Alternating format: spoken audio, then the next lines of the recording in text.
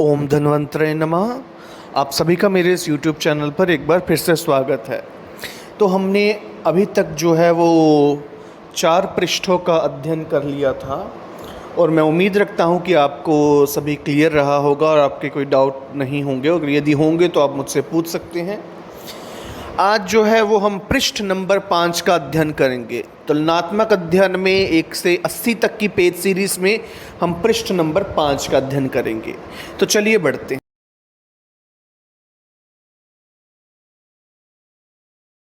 तो चलिए अध्ययन प्रारंभ करते हैं और सर्वप्रथम हमारे पास है स्थावर विष की संख्या। स्थावर विष किसने कितने माने हैं? आचार्य चरक ने माने हैं 21 स्थावर विष, आचार्य भावमिश्र ने 9 स्थावर विष माने हैं और आचार्य सुश्रुत ने 55 माने हैं।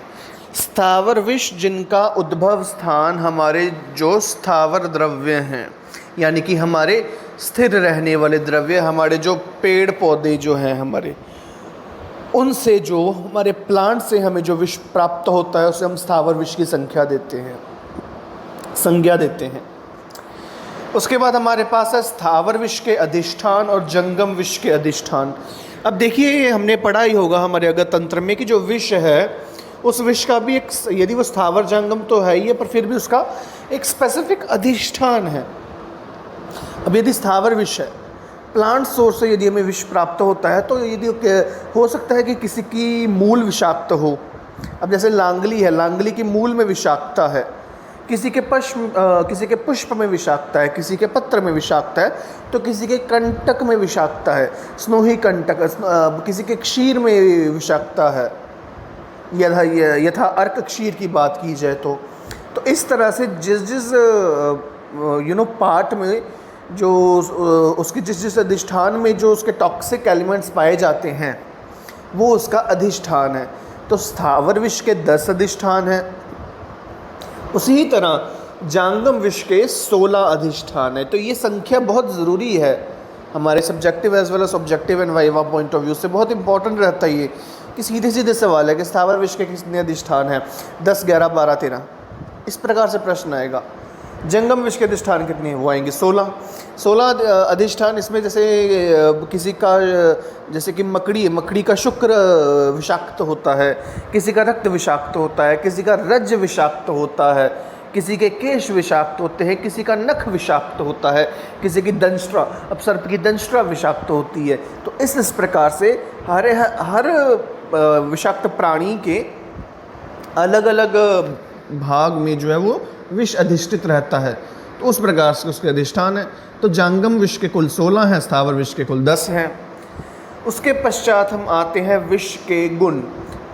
सभी आचार्यों ने कितने कितने गुण माने हैं वो जानेंगे। आचार्य चरक और आचार्य सुश्रुत ने 10-10 माने, आचार्य वाग्भट ने 11 यानी 11 माने हैं और आचार्य शारंगधर ने 8 माने हैं। अब देखिए, ये संख्या तो इम्पॉर्टेंट रहती है, उससे भी ज़्यादा इम्पॉर्टेंट है कि किसने कौन सा अधिक माना है। ठीक है, अब अधिक में अब अनिर्देशीय रस गुण आचार्य चरक ने माना है। अनिर्देशीय रस यानी वह रस जिसका कोई निर्देश नहीं है, अनिर्देशीय है, यानी कि जिसको हम मतलब उसको हम गैस नहीं कर सकते, है ना। एक तो होता है निर्देशीय रस, कोई मधुर है, अम्ल है, लवण है, उसको हम जान सकते हैं, उसको गैस कर सकते हैं, पर इसका अनिर्देशीय रस है। तो अनिर्देशीय रस गुण ऑफ विष कौन से आचार्य ने माना है? वो आचार्य चरक ने माना है। विष का अपाकी गुण कौन से आचार्य मानते हैं? वो आचार्य सुश्रुत है। उसी प्रकार अनिर्देशीय रस व अपाकी गुण दोनों ही किसने माना है? आचार्य वाग्भट का नाम आएगा।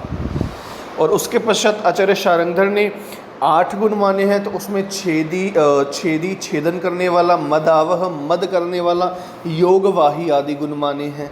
तो ये आचार्य शारंगधर की देन है। सो इस प्रकार से किसने कौन सा गुण माना है और किसने दोनों माने हैं, ये इम्पॉर्टेंट है। केवल अनिर्देशीय रस किसने माना है? वहाँ आचार्य चरक का नाम आ जाएगा। केवल अपाकी गुण किसने माना है? आचार्य सुश्रुत का नाम आ जाएगा। और अनिर्देशीय अपाकी दोनों ही किसने माने हैं विष के गुण में? वो आचार्य वाग्भट का नाम आएगा। तो इसीलिए दोनों माने हैं तो ही उनकी संख्या भी सबसे अधिक है, इसलिए वहाँ संख्या भी एकादश आ जाएगी। तो इस तरह से हम एक से दूसरे तक जोड़ते रहेंगे, तार से तार जोड़ते रहेंगे और हमारा कंसेप्ट क्लियर होता रहेगा। बिकॉज दोनों उन्होंने माने हैं तो इसका मतलब है कि अधिक भी सबसे ज़्यादा संख्या उन्हीं के द्वारा दी गई होगी गुणों की। सो नेक्स्ट टॉपिक है हमारे पास सर्प के भेद। अब सर्प के भेद आचार्य चरक ने 3 माने हैं, आचार्य सुश्रुत ने 5 माने हैं। तो जो आचार्य चरक ने 3 माने हैं, पहले तो संख्या तो इम्पोर्टेंट है ही है हर बार की तरह। 3 जो आचार्य चरक मतानुसार वो है दर्विकर, मंडलीन, राजीमान, यही 3। अब देखिए इनकी फर्दर एक्सप्लेनेशन ज़रूरी नहीं है, फ़िलहाल यहाँ आप इनके नाम ही याद रखिए और संख्या याद रखिए कि दर्विकर 26 है, मंडलीन 22 हैं और राजीमान 10 हैं। कि जैसे जैसे आगे बढ़ते रहेंगे संख्या कम होती जाएगी। सबसे अधिक संख्या आचार्य ने बतलाई है दर्विकर की 26, मंडलीन की 22 और राजीमान की सबसे कम 10। फिर 5 सर्प भेदों में आचार्य सुश्रुत मत अनुसार हमारे पास है दर्विकर, मंडलीन, राजीमन, ऊपर की तरह सेम है। फिर हमारे पास आते हैं निर्विश और वैकरंज। तो इनकी संख्या अब 26, 22, 10 तो वो सेम रहेगी। निर्विश हमारे पास है 12 और वैकरंज है हमारे पास 3 + 7। इस प्रकार से हमारा ये संख्या रहेगी सर्प के संदर्भ में। फिर हमारे पास अगला विषय आता है और वो है हमारे पास सर्पदंश के भेद, सर्प की दंष्ट्रा के भेद, सर्पदंश के भेद। तो आचार्य, अब देखिए सर्प के भेदों में आचार्य चरक ने 3 माना था और आचार्य सुश्रुत ने 5 माना था। सर्पदंश के भेद में जो है वो आचार्य सुश्रुत 3 मानेंगे और आचार्य वाग्भट यहाँ आ जाएंगे जो कि 5 मानेंगे। ये चेंज होगा। तो वहाँ जहाँ सुश्रुत आचार्य ने 5 माना था, यहाँ जो है अपना सुश्रुत आचार्य 3 संख्या मानेंगे। तो इस प्रकार से है, वहाँ 5 है, यहाँ 3 है। तो आचार्य सुश्रुत मत अनुसार है दंश के प्रकार सर्पित, रदित और निर्विश। इस प्रकार से आचार्य वाग्भट ने बतलाए हैं जो 5 प्रकार के सर्पदंश, वो है टुंडाहत, व्यालीत, व्यालुप्त, दंष्ट्रक, दंष्ट्रा निपीड़ित। सो इस प्रकार से हमें ये संख्याएं और नाम याद रखेंगे। सर्पित, रदित, निर्विश आचार्य सुश्रुत की देन है और टुंडाहत, व्यालीत, व्यालुप्त जिसमें व अधिक है वहाँ आचार्य वाग्भट का हम रेफरेंस दे देंगे। विषय है अरिष्टाबंधन। देखिए अब हमारे पास जब क्या कहते हैं 24 उपक्रम आते हैं, विश्व के 24 उपक्रम आचार्य चरक ने जो बतलाए हैं या अन्य आचार्यों ने भी जो उपक्रम बतलाए हैं विश्व के संदर्भ में, सभी ने अरिष्टाबंधन जो है वो एक कॉमन माना है, वो अरिष्टाबंधन इम्पॉर्टेंट माना है। और आधुनिक मत से तुलना कीजिए तो हम इसे टॉर्निक्वेट से हम जो है कोरिलेट कर सकते हैं। टॉर्निक्वेट एक इंस्ट्रूमेंट होता है, जैसे जब हम ब्लड सैंपल लेते हैं तो जब ताकि वेन्स की प्रोमिनेंसी आ जाए तो वो हम टाई करते हैं near our venous area, elbow पे mostly, before just above our cubital fossa. जब यदि हमने क्यूबॉइटल फोसा से सैंपल लेना हो तो उसे हम टॉर्निक्वेट कहते हैं। यहाँ टॉर्निक्वेट है अरिष्टाबंधन, ठीक है, ताकि विष जो है वो आगे ना बढ़ सके, यहाँ रुक जाए, नहीं तो सारे शरीर में फैल जाएगा विष। तो अरिष्टाबंधन, आचार्य चरक अरिष्टाबंधन के संदर्भ में क्या बतलाते हैं कि मंत्र व अरिष्टा दोनों से विष को बांधने का निर्देश है। यहाँ आचार्य चरक ने स्पेसिफिकली कहा है कि मंत्र और अरिष्टा दोनों, यानी कि जब हम अरिष्टा बंधन करेंगे तब मंत्र का उच्चारण भी साथ साथ करेंगे। तो मंत्र व अरिष्टा दोनों से विष को बांधने का निर्देश दिया है। यहाँ पे हमने विष को बांधना ही है ताकि वो फैले ना सारे शरीर में। तो यहाँ मंत्र का भी अरिष्टा के साथ साथ उपयोग बतलाया है, वो आचार्य चरक ने बतलाया है। मंत्र अरिष्टा, आचार्य सुश्रुत ने केवल अरिष्ट बंधन बतलाया है और आचार्य सुश्रुत ने स्पेसिफिकली उसका स्थान बतलाते हुए कहा है कि दंश स्थान जो है उससे 4 अंगुल ऊपर हमारा अरिष्टा बंधन रहेगा। फिर उसके बाद हमारे पास अगला विषय आता है हमारे शस्त्र कर्म। शस्त्र कर्म किस आचार्य ने कितने माने हैं, ये मोस्ट इम्पॉर्टेंट प्रश्न है सर्जिकल पॉइंट ऑफ व्यू से। देखिए आचार्य सुश्रुत ने अष्टविध शस्त्र कर्म बतलाए हैं, जिस पर एक स्वतंत्र अध्याय भी सूत्र स्थान में सुश्रुत संहिता में मिलता है। आचार्य बतलाते हैं, ये तो मतलब बहुत ही कॉमन सा प्रश्न है कि कितने शस्त्र कर्म है। आचार्य सुश्रुत मतानुसार 8 रहेंगे। छेदन यानी एक्साइज करना, भेदन इंसीजन करना, लेखन वहाँ हमने जैसे इसकी टर्म जो है जैसे हम स्क्रैपिंग कहेंगे, है ना, जहाँ स्क्रैपिंग करनी हो। और उसके बाद हमारा वेधन यानी कि पंचर करना हो, लाइक हमारा कोई फ्लूइड फील्ड एरिया है तो उससे हमने फ्लूइड बाहर निकालना है तो वहाँ पंचरिंग करनी है, जो है जो ट्रकार से हम करते हैं वो है वेधन, पंचरिंग करना। एशन यानी प्रोबिंग करना, जैसे कि हम एशन कर्म करते हैं, एशनी का प्रयोग भगंदर की वो एनोरेक्टल एग्जामिनेशन में करते हैं उसका पैसेज जानने के लिए। या यदि हमने कोई शल्य भीतर चला गया है तो शल्य को हम सीधे मार्ग से निकालेंगे या उल्टे मार्ग से बाहर निकालेंगे तो वो एशन के द्वारा पता लगता है, तो एशन क्रम ये है। आहरण इज़ आवर एक्सट्रैक्शन, सीवन इज़ सूचरिंग, विश्रावन इज़ ड्रेनेज। सो इस प्रकार से है। सीवन 8वें नंबर पे आता है, उससे पहले विश्रावन आएगा। तो ये अष्टविध शस्त्र क्रम हम सभी ने पढ़े हैं, हमने जाने हैं। आचार्य चरक ने 6 माने हैं। आचार्य सुश्रुतोक्त एशन कर्म यानी कि प्रोबिंग और आहरण यानी एक्सट्रैक्शन जो है वो आचार्य ने नहीं माना, ये याद रखिएगा।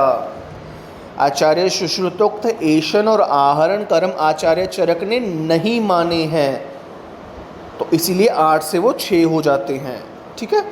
उसके बाद आचार्य वाग्भट का मत सॉरी उसमें आचार्य वाग्भट ने 13 शस्त्र कर्म बतलाए हैं। सो यदि प्रश्न आज सर्वाधिक शस्त्र कर्म किसने बतलाए हैं या 13 शस्त्र कर्म किसने बतलाए हैं, वो आचार्य वाग्भट है। आचार्य सुश्रुतोक्त 8 तो मानते ही मानते हैं, जैसा कि कहा भी जाता है कि आचार्य वाग्भट आचार्य सुश्रुत के मत का अवलोकन करते हैं, तो 8 तो मानते ही हैं। 8 + 5 अधिक कौन से माने हैं? उत्पाटन, कुट्टन, मंथन, ग्रहण, दहन। यदि आ जाए ग्रहण क्या है, शस्त्र कर्म है, दहन क्या है, शस्त्र कर्म आएगा वहाँ पे। इस प्रकार से कंफ्यूजिंग प्रश्न वो पूछ सकते हैं। तत्पश्चात नेक्स्ट आवर टॉपिक इज़ व्रण बंधन के भेद। अब ये भी बहुत इम्पॉर्टेंट है, हर चीज़ बहुत इम्पॉर्टेंट है इस पेज से। तो व्रण के बंधन के भेद आचार्य चरक ने 2 प्रकार के माने हैं, दक्षिणावर्त और वामावर्त। दक्षिणावर्त लेफ्ट टू राइट और वामावर्त उससे उल्टा, ये रहता है दक्षिणावर्त और वामावर्त। दक्षिणावर्त और वामावर्त के बारे में थोड़ा सा और डिटेल डिस्क्रिप्शन जो है जस्ट अ बिट आपको मैं दोबारा बता दूंगा इसमें। आचार्य सुश्रुत ने 14 प्रकार के बंधन माने हैं और आचार्य वाग्भट ने 15 प्रकार के बंधन माने हैं। व्रण बंधन यानी कि बैंडेजिंग, जो हम इंजरी पर बैंडेजिंग करते हैं उसे व्रण बंधन के, व्रण यानी इंजरी पर बैंडेजिंग, बंधन करना, उसके भेद आचार्य चरक ने 2 हैं, दक्षिणावर्त और वामावर्त। जैसे कि दक्षिण और वाम जो है राइट और लेफ्ट होता है, तो वो एक जो है राइट की तरफ वाम होगा, लेफ्ट की तरफ, इस तरह से रहेगा। और बंधन के भेद जो प्रॉपरली डिस्क्रिप्शन तो वो शल्य में मिलेगी, तो वो आचार्य सुश्रुत और आचार्य वाग्भट ने दी है। अब देखिए आचार्य वाग्भट, ये प्रश्न यहाँ से आएगा। आचार्य वाग्भट ने उत्संग बंध या उत्संगी बंध जो है वो बतलाया है स्पेसिफिकली। तो यदि प्रश्न आ जाए कि उत्संग बंध किसकी देन है, वो आचार्य वाग्भट की देन है। उत्संग बंध, उत्संग व्रण बंधन आचार्य वाग्भट की देन है। नेक्स्ट हमारा प्रश्न आता है हमारे उदावर्त के भेद। आचार्य चरक ने 6 प्रकार के उदावर्त माने, आचार्य सुश्रुत ने 13 उदावर्त माने, आचार्य काश्यप ने 6, आचार्य भेल ने 4। तो इस तरह से संख्या याद रखेंगे। अब देखिए बाकी सभी आचार्यों ने वेग अवरोध का वर्णन किया है और उससे जन्य जो है वो रोगों का वर्णन किया है कि हम वेग का, यदि अधारणीय वेग का धारण करेंगे तो उससे क्या क्या कॉन्सिक्वेंसेस होंगे, वो सभी ने बतलाए हैं। परंतु आचार्य सुश्रुत ने उसके स्थान पर उदावर्त बतलाया है, ये एक पॉइंट याद रखना। हालांकि अन्य आचार्यों ने उदावर्त एज वेल एस वेग अवरोध जो है वो बतलाए ही अलग अलग से हैं, पर यहाँ आचार्य सुश्रुत ने वेग के स्थान पर उदावर्त ही केवल बतलाया है, वेग अवरोध का वर्णन नहीं किया। फिर अश्मरी के भेदों का वर्णन। अश्मरी आचार्य चरक ने 1 प्रकार की मानी है और आचार्य सुश्रुत ने और आचार्य शारंगधर ने 4 प्रकार की मानी है। वात पित्त कफ और शुक्र अश्मरी, मोस्ट इम्पॉर्टेंट शुक्र अश्मरी मानी है यहाँ, आचार्य सुश्रुत ने मानी है शुक्र अश्मरी। फिर इसमें एक चीज़ और है यहाँ पे, आयुर्वेदा में अश्मरी को जो हमारी वेसाइकल कैलकुलाई है, हमारी यूरिनरी ब्लैडर में जो कैलकुलस होता है उससे कोरिलेट कर सकते हैं, उसे किया गया है। उसमें ब्लैडर में जो है वो स्टोन होना बतलाया, रीनल कैलकुलाई का स्वतंत्र वर्णन नहीं किया। फिर हमारे पास अगला विषय आता है हमारे अश्मरी के बाद आवरण। तो आवरण के भेद आते हैं।